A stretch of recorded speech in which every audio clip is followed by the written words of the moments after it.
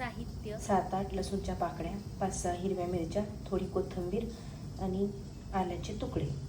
हे सर्व मिक्सरमधून बारीक करून घ्यावे. गोठलेल्या वांग्याच्या भाजीसाठी लागणार आहेत वांगी. मी पावभर वांगी घेतलेली आहेत. चमचाभर जिरे व चमचाभर मोहरी. अशा प्रकारे वांगे उभी चिरून घ्यायची व मिठाच्या पाण्यातून स्वच्छ धुवून घ्यायची. वांग्याची भाजी करण्यासाठी एका कढईमध्ये पडीभर तेल टाकून त्यात वांगे आधी छान फ्राय करून घ्यावे.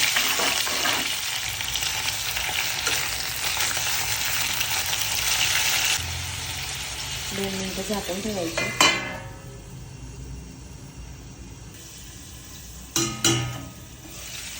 वांग्याची थोडी तेलात फ्राय करून घ्यायचं. मीठ टाकून थोडं मीठ टाकूया.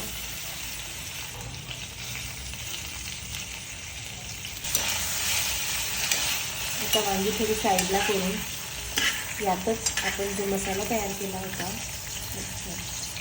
वांगी थोडी साईडला करून यातच आपण जे वाटण तयार केलं होतं आलं, मिरची, लसूण व कोथिंबीरचं, ते जिऱ्या मोहरीची फोडणी देऊन त्यात टाकून घ्यायचं. थोडं मोहरी,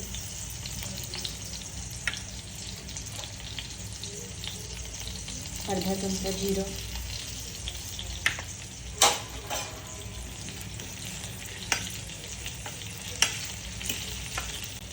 आणि हे वाटण.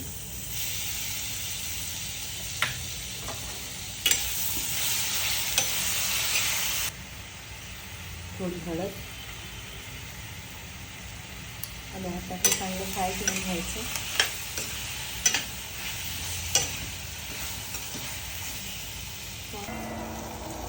वांग्यांमध्ये थोडं गरम पाणी टाकून घ्यायचं आणि भाजी चांगली शिजू द्यायची. मंद आचेवरती भाजी चांगली शिजू द्यावी. भाजीवर जे झाकण ठेवलेलं आहे त्यात देखील पाणी टाकून द्यावे, म्हणजे त्या वाफेत भाजी छान शिजून जाईल. आपली भाजी आता शिजलेली आहे. हिला छान घोटून घेऊ. हिला छान मॅश करून घेऊ, म्हणजे एक प्रकारे घोटूनच घेऊ.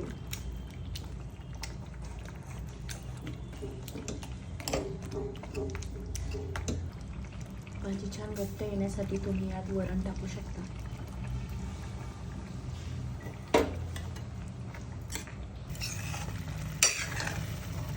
आपली घोटलेली वांग्याची भाजी झालेली आहे. यात थोडी कोथिंबीर टाकू.